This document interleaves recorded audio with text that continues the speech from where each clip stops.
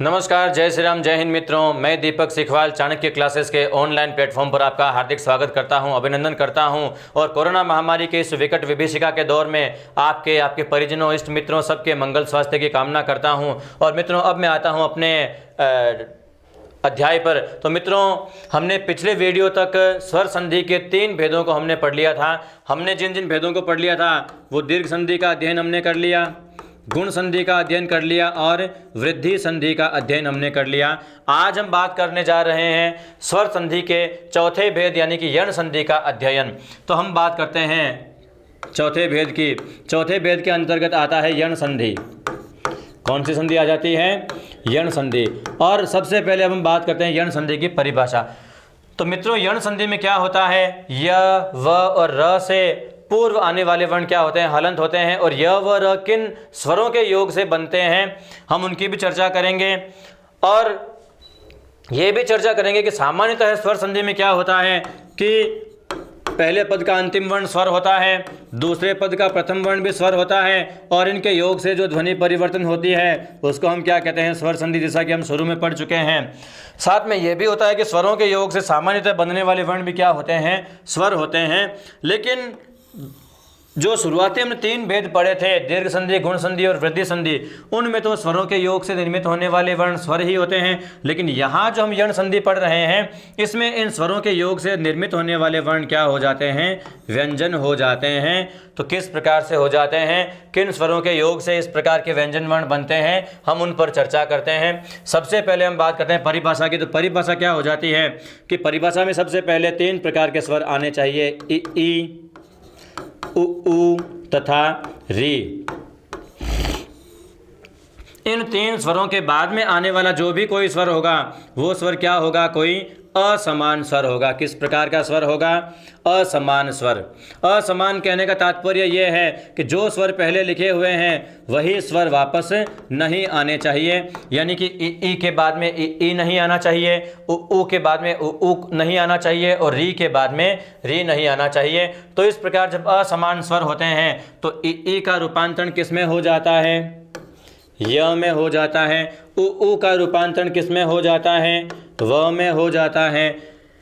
और री का जो रूपांतरण है वो किस में हो जाता है? र में हो जाता है। साथ ही यहाँ जो ये असमान स्वर आया है, इस असमान स्वर की यहाँ क्या लग जाती है? मात्रा लग जाती है। क्या लग जाती है? मात्रा। तो इसी प्रकार से हम ई, उ और री, इन स्वरों का क्रमशः य, व और र में रूपांतरण करते जाएंगे। बाद में आए हुए स्वर के मात्रा साथ में लगाते जाएंगे और इनके उदाहरण बनाते जाएंगे।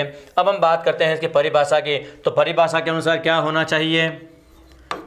ई, उ तथा री के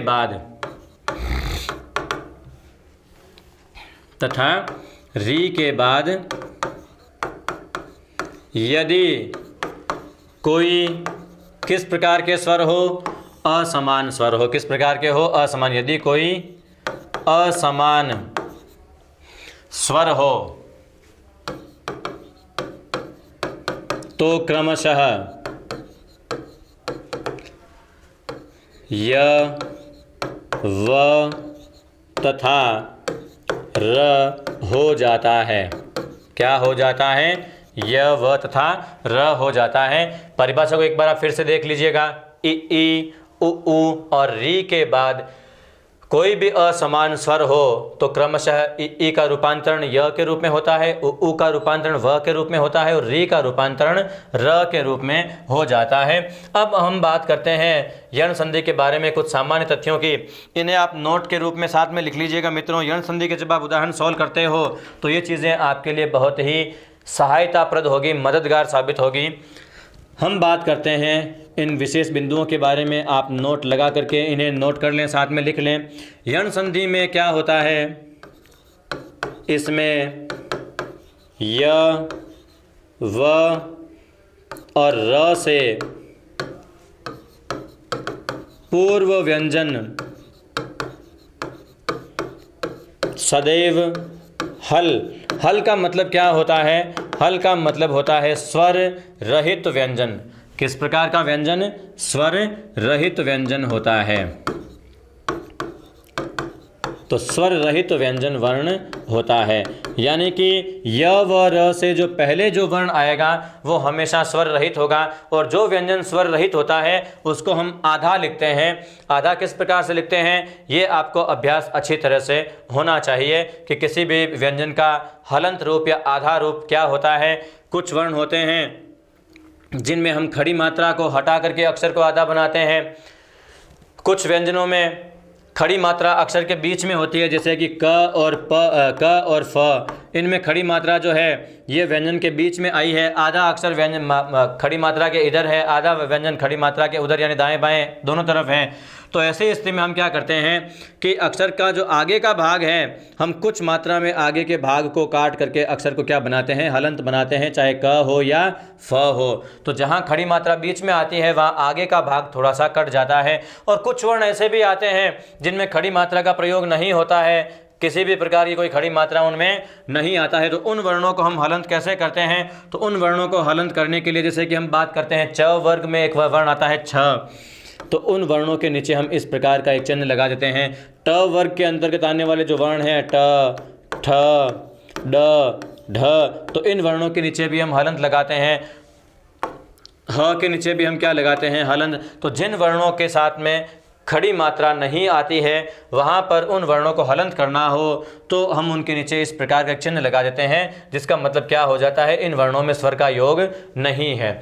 बात करते हैं दूसरे पॉइंट की। यहाँ पर भी आप एक बार वापस ध्यान दे लीजिए कि य व र से जो तुरंत पहले वर्ण आएगा वो अक्षर हलंत होगा, वो अक्षर क्या होगा, आधा होगा। दूसरा जो पॉइंट है वो पॉइंट क्या कहेगा, इस पॉइंट में ये बताया गया है कि बाद में जो भी असमान स्वर आ रहा है उस असमान स्वर की मात्रा का योग हम य व र के साथ लगाएंगे।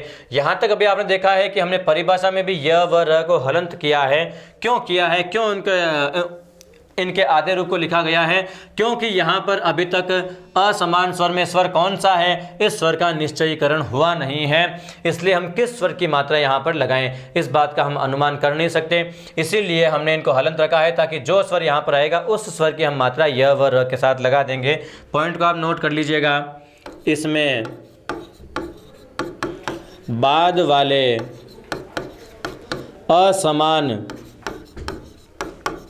स्वर की मात्रा का योग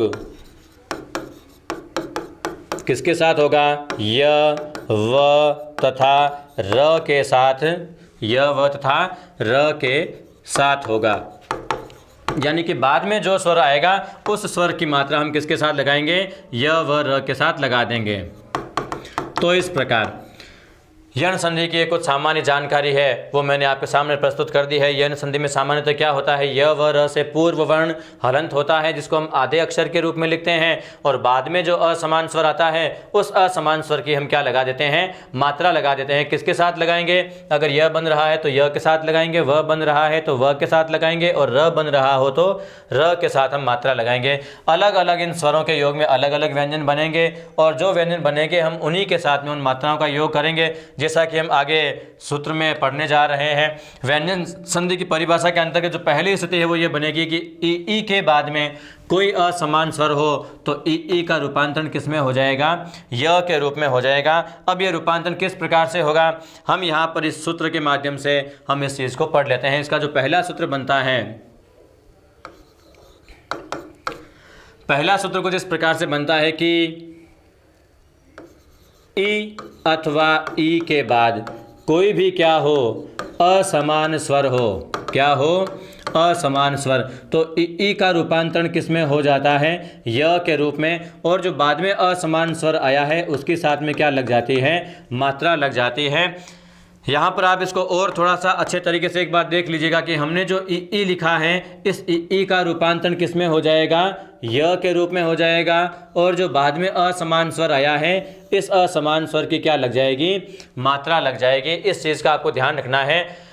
और इसी प्रकार से अब हम इनके सूत्र को सभी असमान स्वरों के साथ में तैयार कर लेते हैं। तो मित्रों आपको यहाँ पर ये ध्यान रखना है कि असमान स्वर में ई के बाद में ई नहीं आता है, क्योंकि ये स्वर समान हो जाते हैं। कैसे हो जाते हैं, समान। और परिभाषा के अनुसार हमें क्या चाहिए, असमान स्वर। तो असमान स्वरों के साथ इनके उदाहरण किस प्रकार से बनते हैं आप यहाँ पर देखिएगा। असमान स्वर ले लेते हैं, अ, आ, उ, ऊ। अब आप बोलोगे ई को क्यों नहीं रखा?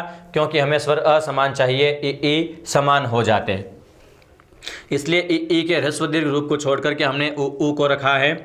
उसके बाद में क्या हो जाएगा? री, ए, आई, ओ तथा औ। ये सभी के सभी स्वर क्या हैं? असमान है।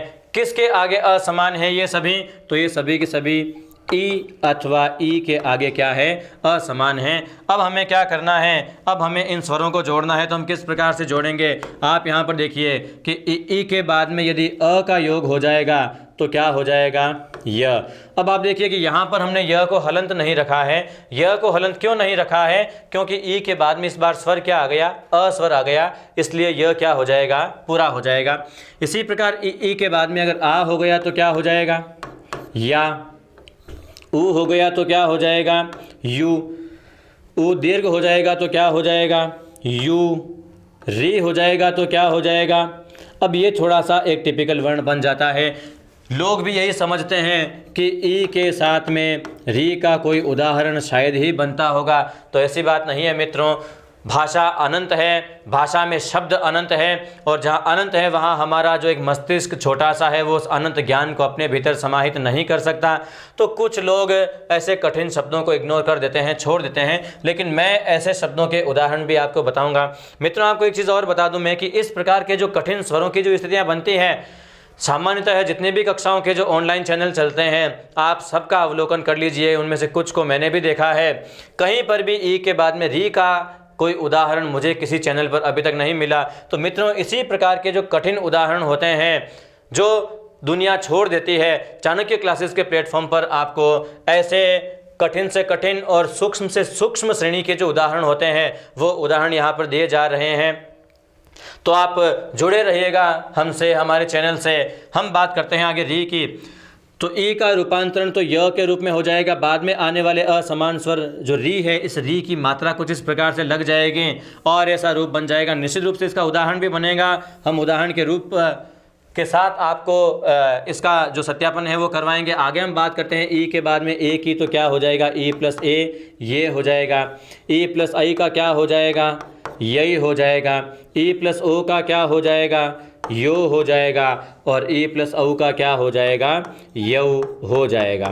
तो इस प्रकार से ये सारे के सारे स्वरों पर हमने क्या बना लिए हैं? सूत्र तैयार कर लिए हैं, सूत्र बना लिए हैं। अब हम बात कर रहे हैं इन सूत्रों पर बनने वाले उदाहरणों की। तो हम सबसे पहले ई के बाद में अ का कोई उदाहरण बनाते हैं। तो इसके लिए मैंने यहाँ पर एक शब्द लिख दिया है, नदी प्लस अर्पण। शब्द क्या लिख दिया है? नदी प्लस अर्पण। यहाँ पर आप देख सकते हैं कि नदी में ई दीर्घ है, ई स्वर आया हुआ है, और ई कौन सा है? दीर्घ रूप आया हुआ है। और अर्पण में स्वर कौन सा है? अ है। तो दोनों का रूप क्या बनेगा वो अभी तक आप अपने हिसाब से एक बार बनाइएगा, हम बाद में उसका विवेचन करेंगे। आप वापस मिला करके ये देख सकते हैं कि आपने जो रूप लिखा है वो शुद्ध है या अशुद्ध है। यदि किसी प्रकार की कोई त्रुटि रह जाए तो आप उस त्रुटि का संशोधन तुरंत कर लीजिएगा। मित्रों, मैं आपसे एक ये चीज़ ज़रूर कहना चाहूँगा कि जितने भी मैं यहाँ उदाहरण लिख रहा हूँ, मेरे सॉल्व करने से पहले एक बार आप खुद अपने स्तर पर उनको सॉल्व करें, ताकि आपको आपका पूर्व स्तर जो है वो मालूम चल जाए, पता चल जाए आपको। कई बार क्या होता है कि जो शब्द हमें आते हैं हम उन्हीं पर बार बार अभ्यास करते जाते हैं और हम खुश होते रहते हैं, लेकिन परीक्षा में कई बार ऐसा देखा गया है मित्रों कि सामान्यतः ऐसे उदाहरण, जो सरल उदाहरण जो हमें आते हैं वो उदाहरण परीक्षा के प्रश्न पत्रों में नज़र नहीं आते हैं। उन्हीं सूत्रों से जुड़े हुए कुछ कठिन शब्द जो है वहाँ पर दे दिए जाते हैं और विद्यार्थी उन पर अभ्यास न करने के कारण उलझ जाता है। इसलिए मैं हर प्रकार के सरल से कठिन जो शब्द होते हैं वो हर प्रकार के शब्दों पर आपका अध्ययन करवाने की पूरी कोशिश करूंगा, ताकि हर प्रकार के जो शब्द हैं वो आपके अप्रोच में रहें। तो आप इसका रूप क्या बनेगा वो बनाते रहिए, मैं अभी बाद में तुरंत इसका समाधान भी करूंगा। ई प्लस आ का मैं उदाहरण लिखता हूं यहाँ पर। तो मैंने शब्द लिख दिया है देवी प्लस आराधना। देवी प्लस आराधना। उसके बाद में ई प्लस ऊ का उदाहरण क्या हो जाता है? तो इसका शब्द हो जाएगा रवि प्लस उदय। ई प्लस ऊ का उदाहरण क्या हो जाएगा? तो मैंने शब्द यहाँ लिख दिया है अति प्लस उष्ण। ई के बाद में री का जो कि एक दुर्लभ उदाहरण है, मैं फिर भी एक उदाहरण आपके सामने पेश कर रहा हूँ। वी प्लस रिद्धि। शब्द क्या हो जाएगा? वी प्लस रिद्धि। ई प्लस ए का क्या हो जाता है? तो आपका बहुत जाना पहचाना चिर परिचित उदाहरण है प्रति प्लस एक। इसी प्रकार ई के बाद में आई का क्या हो जाएगा? तो शब्द हो जाएगा अति प्लस ऐश्वर्य। ई प्लस औ का क्या हो जाएगा? तो आप देखें अति प्लस ओजस्वी। और ई के बाद में औ का क्या हो जाता है? तो उदाहरण ये भी आपके सामने मैं रख देता हूँ, अति प्लस औदार्य। शब्द क्या बन जाता है? अति प्लस औदार्य। तो इस प्रकार आपने देखा कि इन सभी उदाहरणों में प्रथम पद का जो अंतिम स्वर है वो क्या है? ई है। और दूसरे पद के प्रथम स्वर के रूप में जिस क्रम में मैंने स्वर लिखे हैं उसी क्रम में सारे के सारे उदाहरण रखे गए हैं। अ आ उ री ए ऐ ओ और औ, इन सब के उदाहरण आपके सामने रखे गए हैं। अब इनका संधि पद क्या बनेगा, मैं उनसे आपका परिचय करवा रहा हूँ। अच्छी तरह से आप इन पर ध्यान दें। सबसे पहले नदी प्लस अर्पण। तो मित्रों, इन शब्दों को सोल्व करने का एक बहुत ही संक्षिप्त जो तरीका है वो मैं आपको बताने जा रहा हूं, जिसमें आपको ज़्यादा मेहनत करने की ज़रूरत नहीं है। बस थोड़े से जो स्टेप मैं आपको बता रहा हूं, आप उस स्टेप को ध्यान में रखिएगा और हर उदाहरण में आप उन स्टेप को बराबर फॉलो करते जाइएगा। निश्चित रूप से शब्द का जो रूप आपके सामने आएगा वो बिल्कुल सही रूप सामने आएगा। व्याकरणिक दृष्टि से, शब्द शुद्धि में भी ये उदाहरण आपकी बहुत मदद कर सकते हैं। हम कई बार देखते हैं कि संधियों के अंतर्गत नियमों से जो जुड़े हुए अशुद्धि संशोधन के जो कुछ उदाहरण होते हैं वो वहाँ पर आपको दिए जाते हैं। यदि आपको संधि अध्याय का अच्छा ज्ञान है तो निश्चित रूप से आप ऐसे शब्दों को सही, संशोधित और परिष्कृत रूप को लिख सकते हैं, पहचान सकते हैं। बात करते हैं नदी प्लस अर्पण की। तो नदी में आप देखिए कि अंतिम शब्द, अंतिम वर्ण क्या है? ई है। यहाँ पर आप क्या करोगे? नदी में अब आप सिंपल तरीका जो है वो मैं आपको ये बताने जा रहा हूँ कि जिस अक्षर में ई की मात्रा हो, प्रथम पद के जिस अंतिम अक्षर में ई की मात्रा हो, आपको क्या करना है? वहाँ से ई को हटा देना है। और जब ई को हटा देंगे तो शेष व्यंजन क्या रह जाएगा? आधा रह जाएगा, हलंत हो जाएगा। इसी प्रकार जैसे नदी है तो नदी में से हम द से ई को निकालेंगे तो द हलंत हो जाएगा। अब ई को हटाना नहीं है, वस्तुतः जो ई है वो किस में बदल जाता है? ई य में बदल जाता है। मैंने आपको यहाँ पर भी सूत्र में बताया है ई किस में बदल रहा है? य में बदल रहा है। तो ई के स्थान पर आपको क्या लिख देना है? य लिख देना है। उसके बाद में आगे जो स्वर आया है, स्वर कौन सा है? य में स्वर आगे अ है तो सामान्यतः तो क्या होना चाहिए? वर्ण हलंत होना चाहिए, लेकिन आगे अ स्वर आ गया है तो क्या होगा? ये जो हलंत है वो हलंत बीच में से हट जाएगा और इसके साथ में ये जो वर्ण है वो पूरा लिखा जाएगा। और बाकी जो बचा हुआ शेष भाग है वो इसी रूप में आप साथ में जोड़ दीजिएगा। शब्द क्या हो जाएगा? नद्यर्पण। ये जो रूप है ये इसका एकदम सही रूप है, सटीक रूप है। व्याकरणिक दृष्टि से भी इसका क्या है? शुद्ध रूप है। इसी प्रकार देवी प्लस आराधना में व को आधा करो, ई के स्थान पर य लगाओ, आ की मात्रा लगाओ और पीछे जो बचा हुआ रूप है वो साथ में लगाओ तो शब्द क्या हो जाएगा? देव्याराधना। क्या शब्द हो जाएगा? देव्याराधना। रवि प्लस उदय है तो इसका रूप क्या हो जाएगा? रव्योदय। अति प्लस उष्ण तो इसका रूप क्या हो जाएगा? अत्युष्ण। वी प्लस रिद्धि जो एक कठिन शब्द हो सकता है आपके लिए, मगर मैं इसको भी सरल कर दूं। जैसा मैंने आपको तरीका बताया है, जिस अक्षर में ई की मात्रा हो, अंतिम अक्षर व में ई की मात्रा है तो अब व को आधा करो, ई को य में बदलो, आगे जो स्वर आया है, जो भी स्वर है उस स्वर की मात्रा लगा दो। क के साथ में जैसे री की मात्रा लगाते हैं वैसे ही य के साथ में री की मात्रा लग जाएगी और बचा हुआ जो शब्द भाग है वो साथ में लिख दो तो शब्द क्या हो जाएगा? वृद्धि। अब समस्या आपके सामने आती है इसके अर्थ की कि शब्द का अर्थ क्या होता है। तो मित्रों, ये जो शब्द है, इस प्रकार के शब्द युग्म शब्द जो अध्याय आता है, युग्म शब्द अध्याय के अंतर्गत आपको इस प्रकार के प्रश्न, इस प्रकार के शब्द दिए मिल सकते हैं। वहाँ पर आपको एक शब्द दे देंगे वृद्धि और दूसरा शब्द दे देंगे वृद्धि। अब इन दोनों के बीच का अंतर क्या होता है? तो मित्रों, वृद्धि जो शब्द है इसका अर्थ क्या होता है? बढ़ोतरी। क्या होता है? बढ़ोतरी, और वृद्धि जो शब्द है इसका अर्थ क्या हो जाता है, नाश। तो इस प्रकार से हर अध्याय को केवल एक अध्याय के नज़रिए से न पढ़ें, उस अध्याय को अन्य अध्यायों के साथ यदि आप जोड़ के पढ़ेंगे तो निश्चित रूप से आपका अध्ययन बहुत ही उन्नत होगा और आप एक अध्याय के साथ में कई चीज़ें साथ में सीख लोगे। एक तीर से आप कई शिकार करने की जो बात हमारे बुजुर्ग कहते हैं, वो बात आप इस तरह से आप सत्यापित कर सकोगे, उसे प्रमाणित कर सकोगे। आगे हम बात करते हैं प्रति प्लस एक की, तो इसका संयुक्त रूप क्या हो जाएगा, बहुत ही जाना पहचाना है। बहुत सी पुस्तकों में आपने इस प्रकार के जो सरल शब्द हैं वो देखे भी होंगे। शब्द क्या हो जाएगा, प्रत्येक। अति प्लस ऐश्वर्य का क्या रूप हो जाएगा, अत्यैश्वर्य। ये ऐ है तो ऐ की मात्राएं कैसे लगती हैं, दो मात्राएं लगती है वर्ण के ऊपर, और जो बचा हुआ भाग है वो साथ में लिख करके आप क्या शब्द बना सकते हैं, अत्यैश्वर्य। क्या रूप बना सकते हैं, अत्यैश्वर्य। इसी प्रकार अति प्लस ओजस्वी का रूप क्या हो जाएगा, अत्योजस्वी। क्या रूप हो जाएगा, अत्योजस्वी। ठीक है। इसी प्रकार से अति प्लस औदार्य का रूप क्या हो जाएगा, तो मित्रों यहाँ औ है तो औ की जो दो मात्राएं हैं वो लग जाएगी, शब्द क्या हो जाएगा, अत्योदार्य। तो इस प्रकार से आप इन शब्दों को सही रूप से लिख सकते हैं, सही रूप से आप इन शब्दों को बना सकते हैं।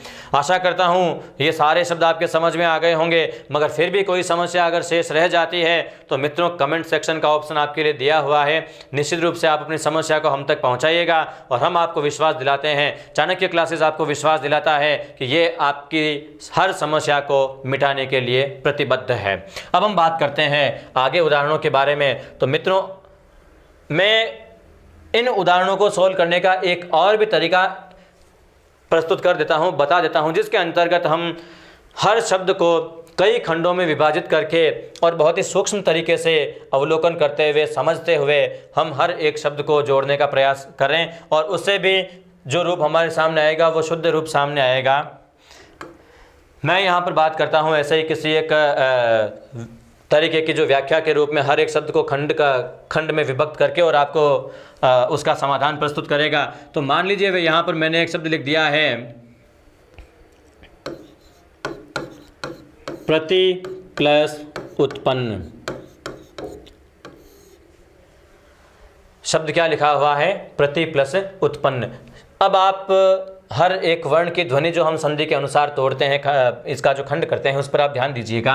प्रति में से आप क्या करोगे, अंतिम वर्ण को हलंत करोगे तो अंतिम वर्ण में जो स्वर है वो स्वर क्या हो जाएगा, अलग। तो इस प्रकार प्रति में से जब हम त को हलंत करेंगे तो ती में जो ई है वो ई मात्रा के रूप में बाहर आ जाएगा। उसके बाद में आप देखिएगा स्वर कौन सा है, ऊ, और शेष खंड जो बचा हुआ है इसको हम अलग कर देंगे। अब इसके बाद में आप ध्यान दीजिएगा, जोड़ना किसको है, ई के बाद में ऊ को जोड़ना है। यहाँ पर आप सूत्र में देख सकते हैं कि ई के बाद में ऊ जुड़कर क्या बन जाता है, यू बन जाता है। तो यहाँ पर आपको ई प्लस ऊ को बिना किसी हिचक से ई और ऊ का आप एक साथ उच्चारण करेंगे तो निश्चित रूप से इसका जो संयुक्त उच्चारण है यू के रूप में आपके सामने यही रूप उच्चरित होगा। और इसी प्रकार से ये जो ध्वनि उच्चरित की है आपने, आप इसी को जोड़कर यहाँ पर संयुक्त रूप से लिख दीजिएगा। यही इन दोनों का संयुक्त उच्चारण हो गया। इधर क्या बचा है, त हलंत प्लस यूत प्लस पन्न।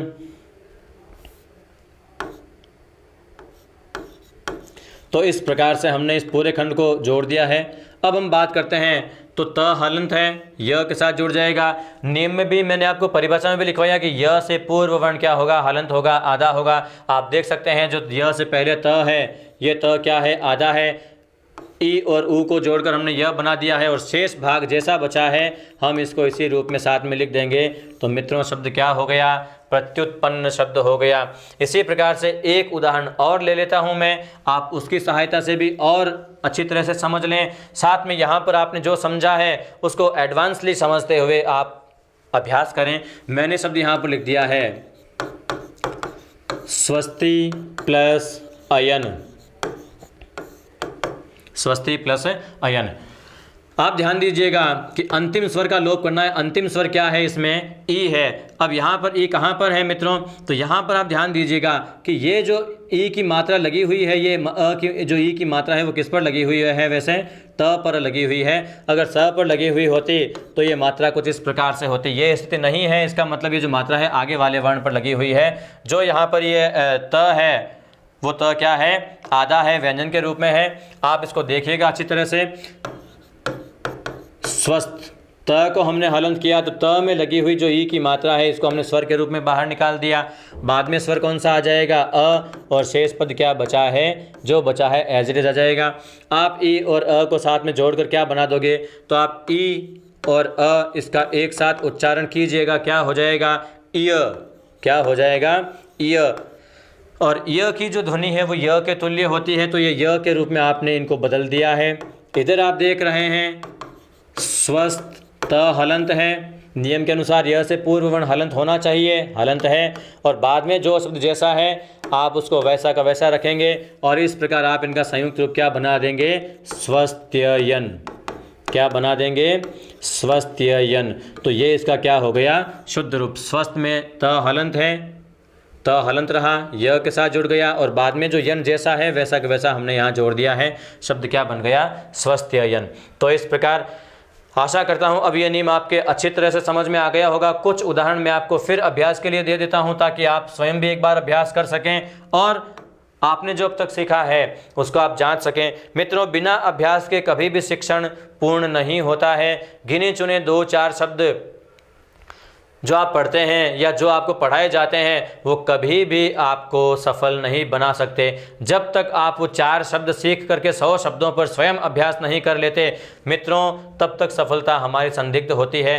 परीक्षा के प्रश्न पत्र बहुत ही उच्च श्रेणी के आते हैं, बहुत ही उच्च स्तरीय प्रश्न बने हुए होते हैं। अब इसमें जिसका विषय पर अध्याय पर पूर्ण अधिकार है, अच्छी तरह से जिसने पढ़ा है, वही विद्यार्थी ऐसे परीक्षाओं में सफल होते हैं। अब हम बात करते हैं उदाहरणों की। तो मैंने यहाँ पर कुछ उदाहरण लिखा है।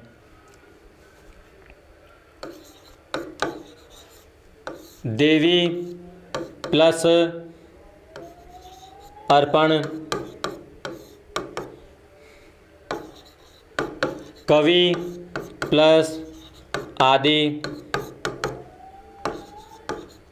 अभी प्लस उत्थान, अभी प्लस उत्थान, स्त्री प्लस अधिकार, त्रि प्लस अम्बक,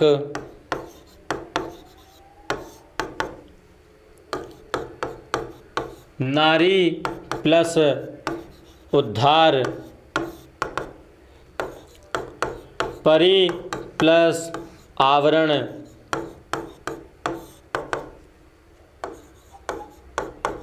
अति प्लस उक्ति। तो इस प्रकार के ये कुछ उदाहरण आपके अभ्यास के लिए मैंने रखे हैं। आप साथ साथ में इनको सॉल्व करें। मैं इनका समाधान प्रस्तुत कर रहा हूं। यदि कोई गलती भी हो तो उसके साथ में एक बार आप देख लें। मित्रों, देवी प्लस अर्पण को आप एक साथ बोलोगे तो शब्द क्या हो जाएगा, देव्यर्पण। क्या हो जाएगा, देव्यर्पण। अगर मैं सरल तरीके से बात करूं तो देवी के व में जो ई है, इस ई को य में बदल करके देवी का देव्य रूप बना देंगे। आगे अ की मात्रा य में लगाते हुए शेष खंड जो है वो यथावत साथ में रख देंगे। शब्द क्या बन जाएगा, देव्यर्पण। कवि प्लस आदि का क्या हो जाएगा, कव्यादि। इसी प्रकार अभि प्लस उत्थान से क्या हो जाएगा, अभ्युत्थान। अभी प्लस उत्थान से क्या हो जाएगा, अभ्युत्थान। इसी प्रकार स्त्री प्लस अधिकार से रूप क्या हो जाएगा, स्त्री में आप देखिए स आधा है, आधा रहने दीजिए। त्र में ई की मात्रा लगी हुई है तो त्र भी क्या हो जाएगा, आधा हो जाएगा। क्यों हो जाएगा, क्योंकि ई के स्थान पर हमें क्या करना है, य करना है। अ की मात्रा लगा करके, और हमें य में जो हलंत होता है सामान्यतः उस हलंत को हटा देना है, यानी इसमें अ की मात्रा का योग हो गया। पीछे क्या बचा है, जो शब्द बचा है, जो शब्दांश बचा है उसको यथावत अवतरित कर देंगे। शब्द क्या हो जाएगा, स्त्रीधिकार। इसी प्रकार त्रि प्लस अम्बक से क्या हो जाएगा, त्र्यंबक रूप बन जाएगा।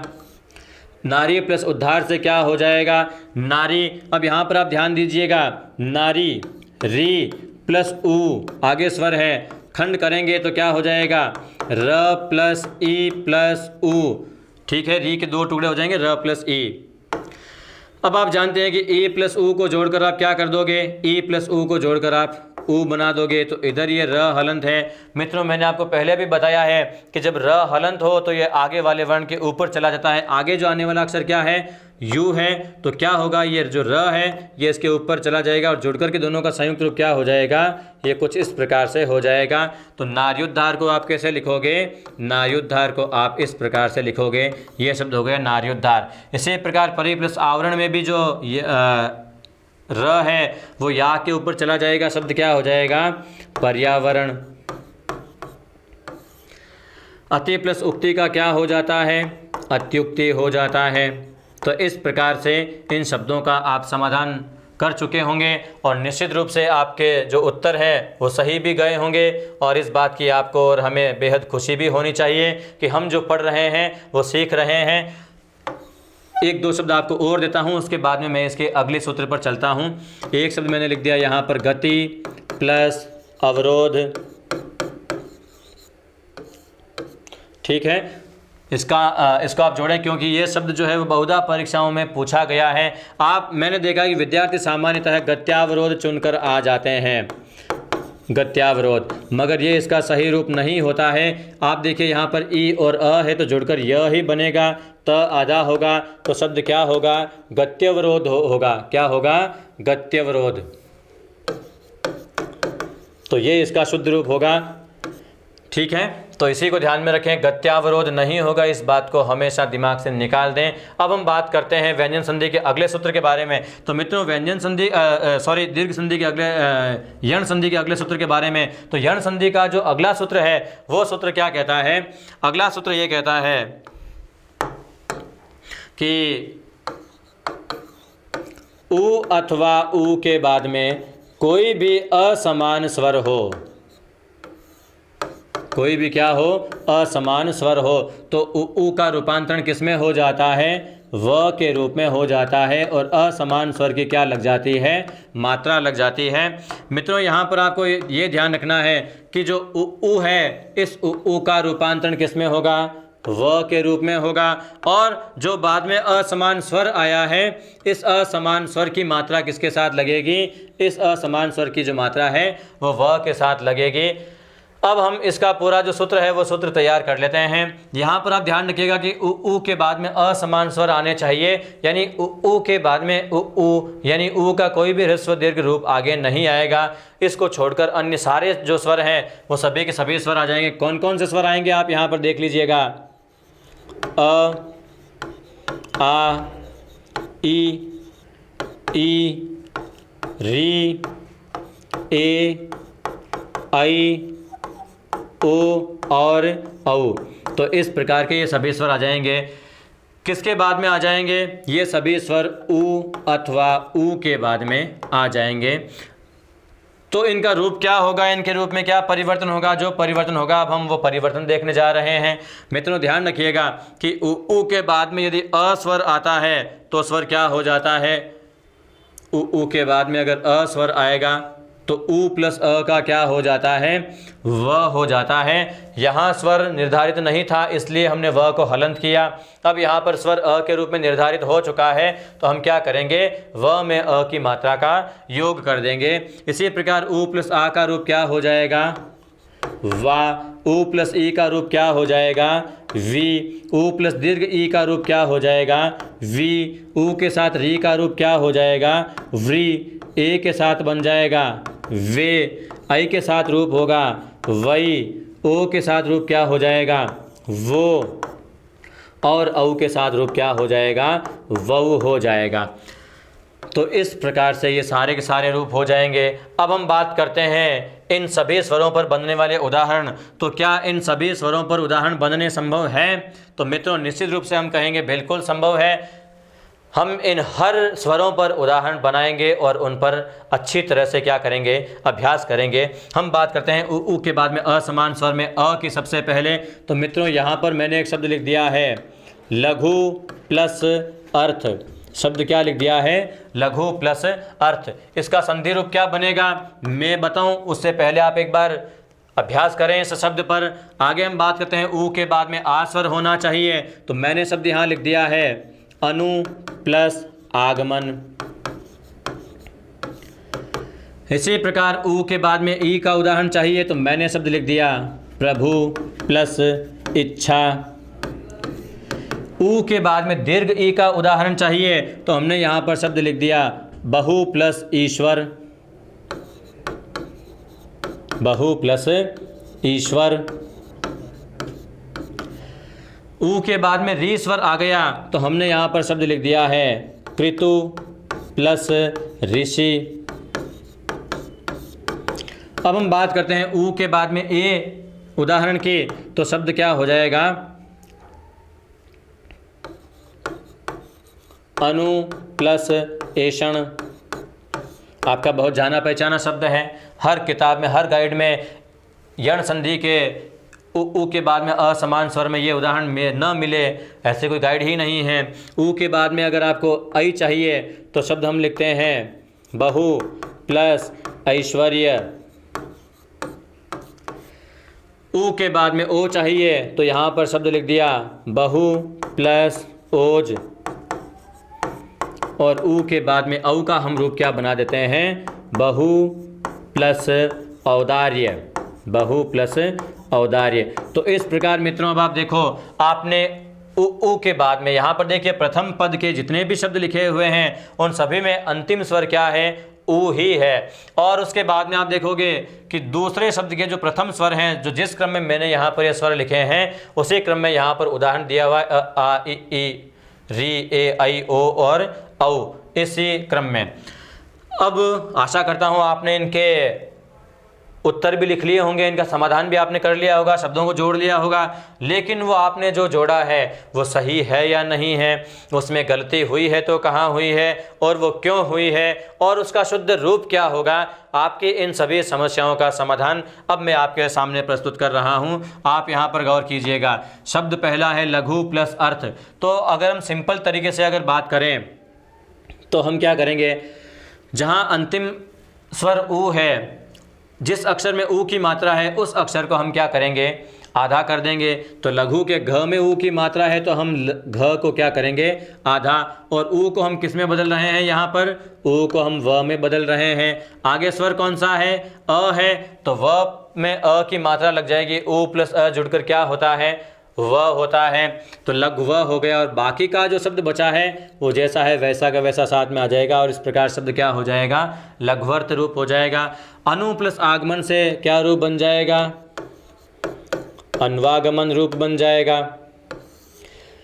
इसी प्रकार प्रभु प्लस इच्छा से क्या रूप हो जाएगा, तो आप देखिए प्रभु के भ में ऊ की मात्रा है तो भ आधा हो जाएगा और उसके बाद में भ को आधा कर दिया, ऊ का आप क्या कर दोगे व कर दोगे और आगे इच्छा का जो ई है ईश्वर की आप मात्रा लगा दोगे और बचा हुआ जो शेष भाग है वो साथ में आप जोड़ दोगे। शब्द क्या हो जाएगा प्रभविच्चा। इसी प्रकार बहु प्लस ईश्वर का आप बनाइएगा।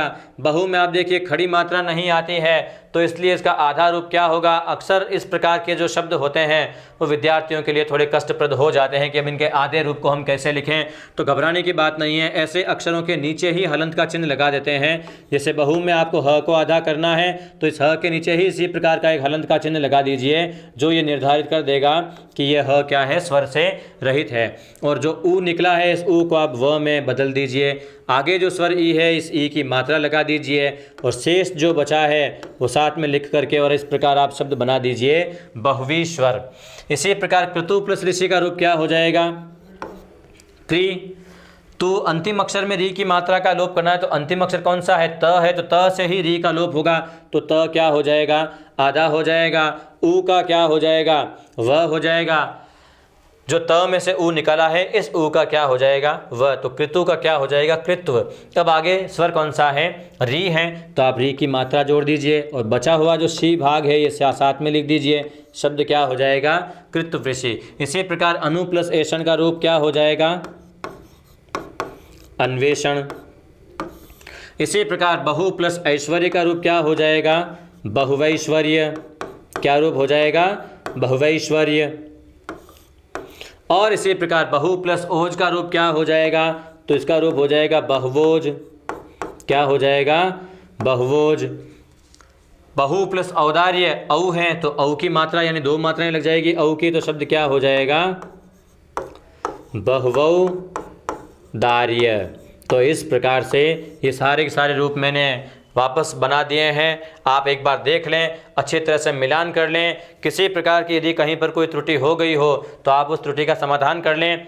अब इसका जो एक खंड खंड करके और जो संधि करते हैं, जो वापस इन शब्दों को जोड़ते हैं, वो भी रूप मैं आपको बता देता हूँ, ताकि यदि किसी विद्यार्थी को इस तरीके से किसी शब्द विशेष को सुलझाने में, उसका समाधान करने में, शब्द को जोड़ने में कोई समस्या आए तो उस प्रकार से हर एक ध्वनि को, हर एक वर्ण को खंड खंड करके भी आप उनको वापस संयोजित करके और सही रूप का पता लगा सकते हैं। तो ऐसा भी तरीका आपको बता देता हूँ। वो तरीका थोड़ा सा लंबा है, समय की दृष्टि से अगर हम देखें तो थोड़ा सा खर्चीला हो जाता है, इसीलिए मैंने आपको ये इस प्रकार से जो एक सरल तरीका है, ये तरीका मैंने बताया है।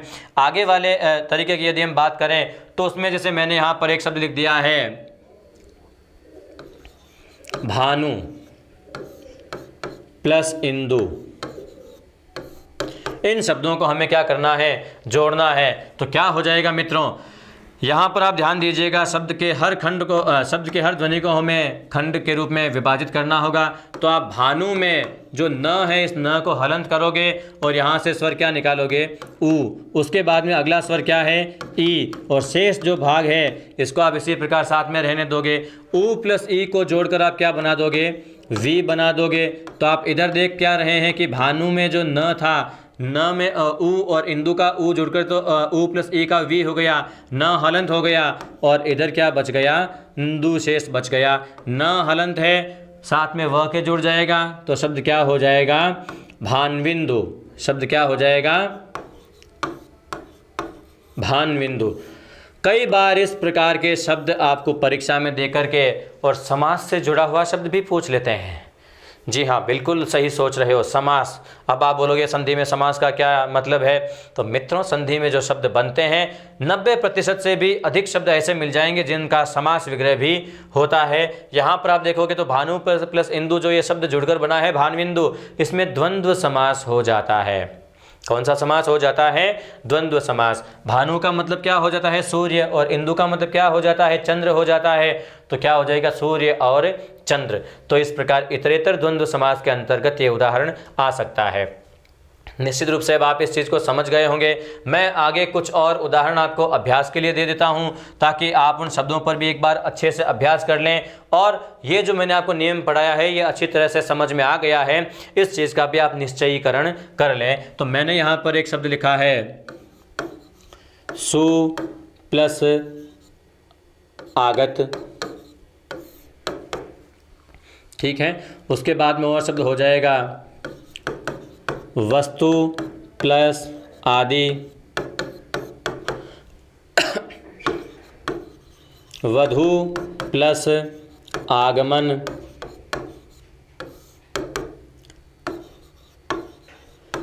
मृकंडु प्लस ऋषि, बहु प्लस अर्थ, लघु प्लस आनन, शिशु प्लस अंग, तनु प्लस अंगी। तो ये वो शब्द हैं जो कई बार परीक्षाओं में पूछे गए हैं। मित्रों इन शब्दों पर अभ्यास करना बहुत ही ज़रूरी है। आपने शब्दों को जोड़ा होगा तो सु प्लस आगत का जुड़ करके जो संयुक्त रूप बनेगा वो क्या हो जाएगा, स्वागत हो जाएगा। इसी प्रकार वस्तु प्लस आदि का जुड़कर रूप क्या हो जाएगा, वस्त्वादि हो जाएगा। इसी प्रकार वधु प्लस आगमन का रूप क्या हो जाएगा, वध्वागमन हो जाएगा। मैंने सामान्यतः देखा है कि वधु में बहुत से विद्यार्थी ऊ की मात्रा छोटी लगा देते हैं और वधु को इस प्रकार से लिख देते हैं। कई बार जो विवाह की पत्रिकाएं आती है उनमें भी इस प्रकार की गलती देखने को मिलती है। तो मित्रों इस प्रकार की गलती हमें नहीं करनी है। आज हम पढ़ तो सभी रहे हैं मगर शिक्षित कोई नहीं हो रहा है, ऐसा लग रहा है ऐसी छोटी छोटी गलतियों को देख करके। तो मित्रों हमें शिक्षित होना है पढ़ने के साथ साथ, तो ऐसी जो छोटी छोटी गलतियां हैं ये गलतियां हमें नहीं करनी है। वधु में जो ऊ की मात्रा होती है वो छोटी नहीं होती है, बड़ी मात्रा होती है। हम देखते हैं दुकानों पर जहाँ दूध की दुकानें हैं वहाँ दूध इस प्रकार से लिखा होता है, कुछ विद्यार्थी सूर्य को इस प्रकार से लिख देते हैं। तो मित्रों ये बिल्कुल भी सही शब्द नहीं है। यहाँ पर भी आप मात्राओं का विशेष ध्यान दें। दूध, सूर्य। यहाँ पर जो मात्राएं हैं वो क्या होती है, दीर्घ होती है। तो इस प्रकार ह्रस्वीकरण मात्राओं का करके शब्द को हमें गलत नहीं बनाना है, और यदि कहीं ऐसा होता हुआ दिखे भी तो आप उनका संशोधन करने का भरपूर प्रयास करें और आपके शिक्षित होने का एक प्रमाण दें। अब हम बात करते हैं आगे, मृकंडू प्लस ऋषि। आपको लगता है हो सकता है ये सब थोड़ा सा कठिन हो आपके लिए, बिल्कुल भी कठिन नहीं है मित्रों, घबराने की बात नहीं है। मृकंडू में आप देखिए ड में ऊ की मात्रा है तो आप ड को आधा कर दो, और ड को आधा करने का तरीका यही है, अक्षर के नीचे हलंत लगा दो। अब जो आपने ऊ हटाया है, इस ऊ को आप किस में बदल दो, व में। आगे स्वर ऋषि का क्या है, री है, तो री की मात्रा लगा दो, शेष पद क्या बचा है, शी बचा है, ये साथ में लगा दो, शब्द क्या हो गया, मृकंड ऋषि। इसी प्रकार एक शब्द और आता है भृगु प्लस ऋषि। शब्द क्या आता है, भृगु प्लस ऋषि। कई बार परीक्षाओं में भी ये शब्द पूछा जा चुका है। भृगु के ग में उ और ऋषि का री जुड़कर शब्द क्या हो जाएगा, भृगवृषि रूप बन जाएगा। इस रूप को आप ध्यान में रखें। आपको परीक्षा में उलझाने के लिए कुछ जो रूप देते हैं वो इस प्रकार से दे सकते हैं, भृगवर्षि या भृगवृषि या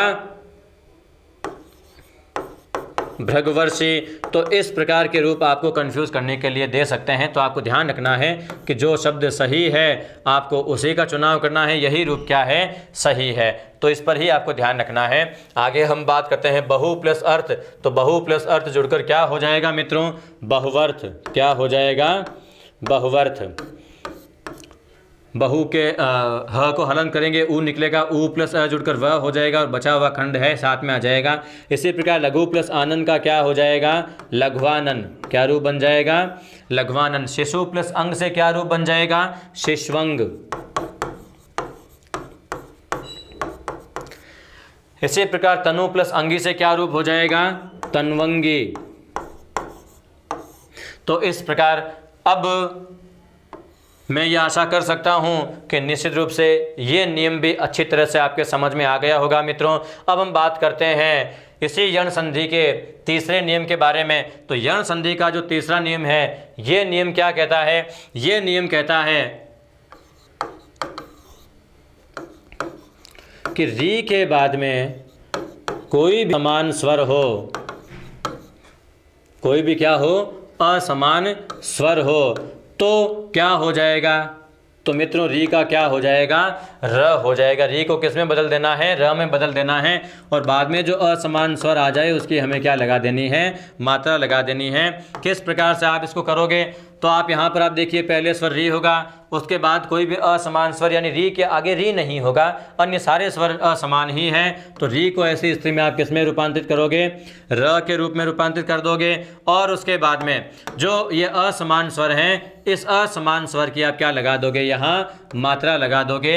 इसके उदाहरण किस प्रकार से बनेंगे, इसके बाद में असमान स्वर कौन कौन से आएंगे, हम उन असमान स्वरों का जो एक सूत्र है वो विस्तार से तैयार कर लेते हैं। तो मित्रों इसका जो सूत्र है वो ये बनेगा कि री के बाद में असमान स्वर लगभग सभी आ जाएंगे, अ, आ, ई, उ, ए, आई, ओ और औ। तो इस प्रकार के ये सभी स्वर यहाँ आ जाते हैं। और इन सबसे पहले स्वर कौन सा होना चाहिए मित्रों, तो अब आप समझ चुके हैं कि पहले स्वर क्या होगा, री होगा। और अब आप जानते हैं कि री के आगे असमान स्वर होगा तो क्या होगा, री के आगे जैसे अगर अ हो गया तो क्या हो जाएगा, र। री के आगे आ हो गया तो रा। ई हो गया तो क्या हो जाएगा, री। ई दीर्घ हो गया तो री दीर्घ हो जाएगा। ऊ हो जाएगा तो क्या हो जाएगा, रू। ऊ दीर्घ हो गया तो रू दीर्घ हो जाएगा।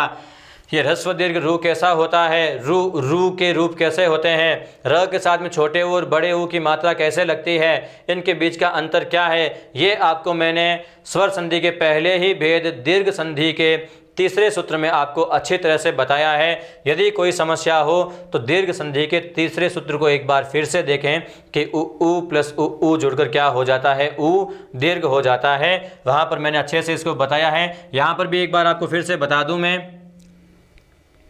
ये र व्यंजन हमारे पास हलंत है, इसके साथ में छोटे ऊ की मात्रा को जोड़ेंगे तो र के साथ में जब ऊ की मात्रा जुड़ेगी तो मात्रा में गांठ नहीं लगेगी और मात्रा थोड़ी सी नीचे की तरफ मुड़ी हुई रहेगी। इस प्रकार से जैसे कि आप शब्द देखते हैं रुपया, रुपया में रू कैसा है, ह्रस्व रू है।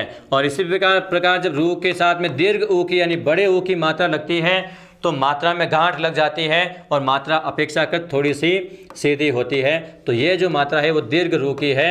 अब दीर्घ ऊ की मात्रा है र के साथ में। जैसे कि आप शब्द देखते हैं रूप, रूप में जो रू है ये क्या है, बड़ा है। तो इन दोनों के बीच का अंतर इस प्रकार से आप देख सकते हैं। अब आप देखिए री के बाद में ए स्वर हो जाएगा तो क्या हो जाएगा, रे। आई हो जाएगा तो क्या हो जाएगा, रई। ओ हो जाएगा तो रूप बन जाएगा रो, और औ के साथ क्या हो जाएगा, रऊ हो जाएगा। इस प्रकार से ये सारे के सारे सूत्र तैयार हो गए।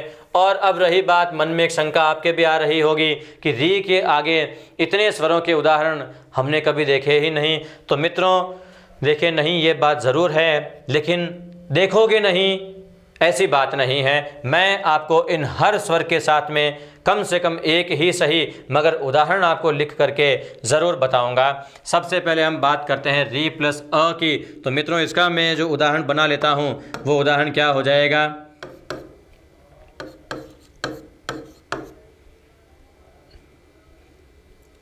इसका उदाहरण मैंने लिख दिया पितृ प्लस अर्पण। री के साथ में आ का उदाहरण क्या हो जाएगा, तो शब्द हो गया मातृ प्लस आज्ञा, आदेश भी लिख सकते हैं। री के साथ में ई का उदाहरण क्या बनेगा, तो आप उदाहरण लिख सकते हैं पितृ प्लस इच्छा। री के बाद में दीर्घ ई का उदाहरण क्या हो जाएगा, तो आप लिख सकते हैं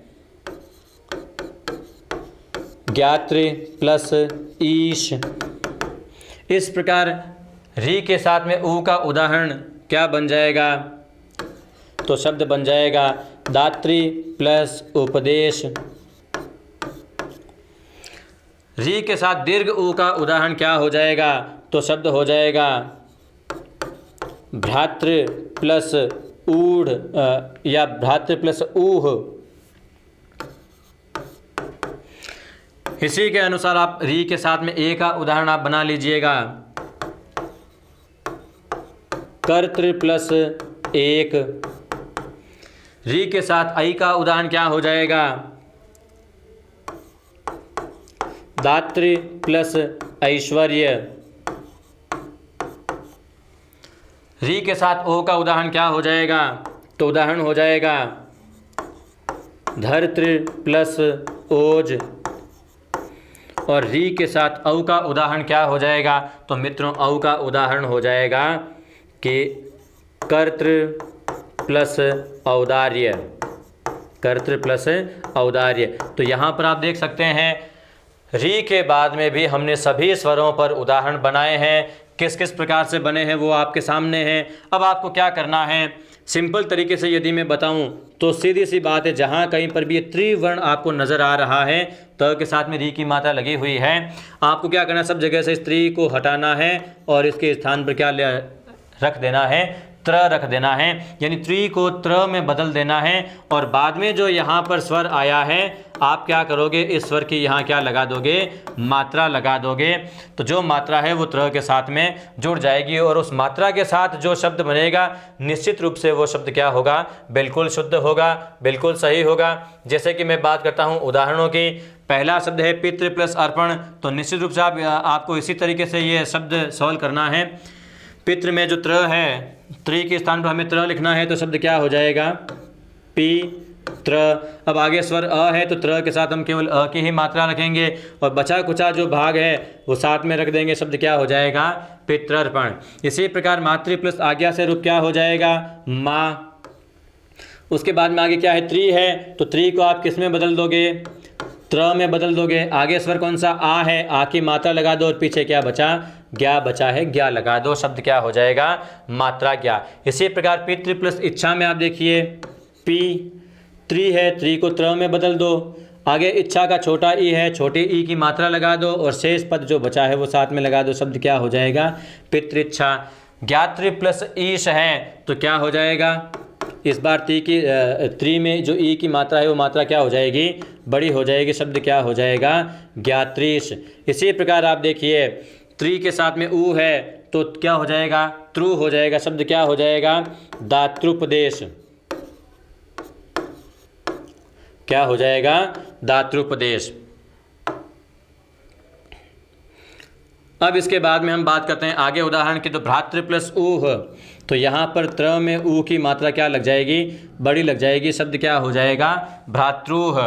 कर्तृ प्लस एक, तो इससे यहाँ पर आप देखिए ऊपर भी र है और नीचे री है, तो हमें ऊपर वाला जो र है जो जैसा है उसको वैसा ही रखना है, हमें केवल नीचे वाले री को बदलना है। तो शब्द क्या हो जाएगा, नीचे वाले रू को बदलेंगे तो त्री का त्र हो गया, ए की मात्रा आ गई, और जो ऊपर र है जो जैसा है वो वैसा यथावत रहा, पीछे क्या बचा, क बचा है, तो हम क लिख देंगे। शब्द हो जाएगा कर्तृक। इसी प्रकार दातृ प्लस ऐश्वर्य का रूप क्या हो जाएगा, दात्रैश्वर्य। इसी प्रकार धर्तृ प्लस ओज का रूप क्या हो जाएगा, तो इसका रूप हो जाएगा धर्त्रोज। ऊपर जो र है वो यथावत रहेगा, ओ की मात्रा आ जाएगी, शब्द क्या हो जाएगा, धर्त्रोज। और कर्तृ प्लस औदार्य का रूप क्या हो जाएगा, कर्त्रौदार्य। यहाँ पर भी ऊपर का जो र है वो यथावत रहेगा और इस प्रकार से शब्द क्या हो जाएगा, कर्त्रौदार्य। तो मित्रों निश्चित रूप से मैं ये विश्वास कर सकता हूँ, आशा कर सकता हूँ कि आप आज हमने जो ये यण संधि पढ़ी है ये अच्छी तरह से आपने समझ ली होगी। और इसी के साथ आज हम अपने जो क्लास है इस क्लास का समापन करते हैं। मित्रों जाने से पहले एक बार आपसे ये निवेदन फिर से करना चाहूँगा कि चाणक्य क्लासेस का जो YouTube चैनल है, यदि आपने इसको सब्सक्राइब नहीं किया है तो इसे सब्सक्राइब कर लें, बेल आइकन को प्रेस कर लें ताकि आने वाले वीडियोस के जो सारे अपडेट्स हैं वो आपको सबसे पहले मिलते रहें।